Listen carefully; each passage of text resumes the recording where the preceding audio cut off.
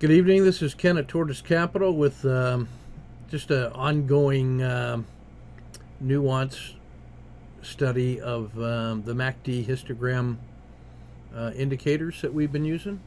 So what I'm doing is I'm comparing SPY on a daily and SPY on a weekly, and what I want to do is interpolate the weekly readings from weekly charts, where we would normally use 10, 5 with a moving average of 5 with a Bollinger Band of 1 and an outer envelope of 2, 30 periods, plus or minus 1, plus or minus 2.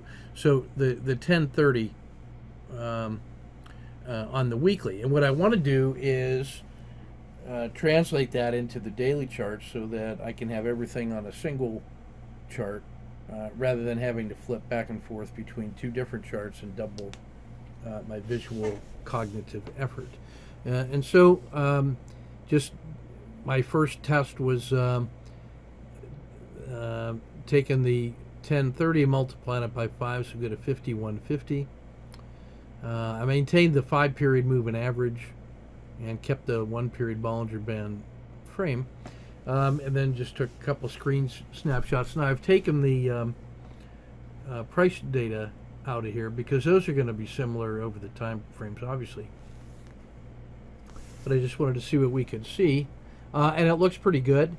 So I first had to line up January and January, sort of as a baseline, and today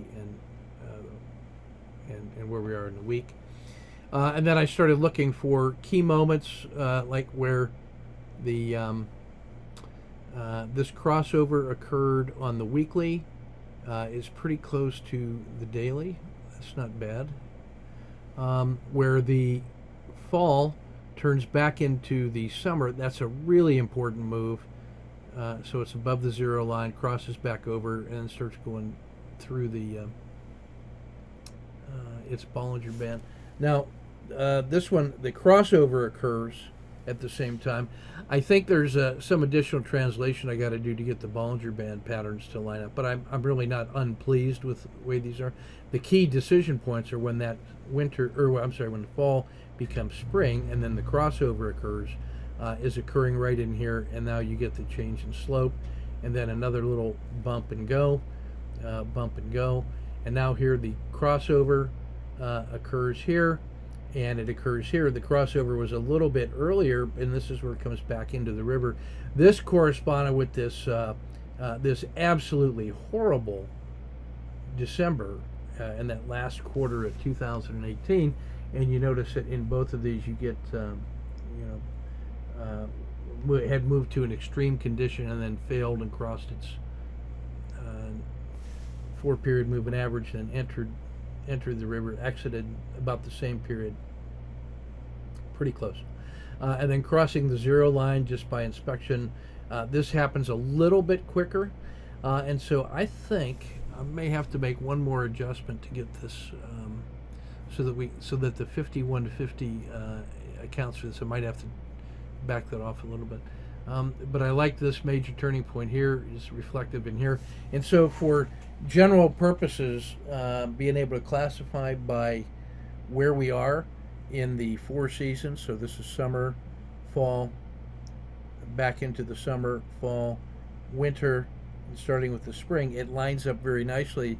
So I think going with the 5150 is probably good enough for jazz. I'm going to tweak this 5-period move. That might need, for example, to be a 25 period in order to line up with this 5. So if these times 5 gives you 5150, this might need to be a 25, and we'll see how that goes. But I am really pleased with that so far. And so now when I'm looking at massive numbers of charts, and I just want to get a quick check on the seasonality, that'll work. Now, the other beauty of that is that I can now align this in the spreadsheet that we're using to compute the to calculate the daily seasons, and now the 5150 lets me use the same price data working off dailies, and I get I'll be able to streamline that report. So this is just a quick look at trying to an example of digging deeper into an indicator that you want to use for a particular reason, and then a minor improvement that could actually really reduce my cognitive load once I get my dashboard set up the way I want it to. So that's everything from Muppet Labs here at Towards Capital. Keep your wrist measured and your powder dry.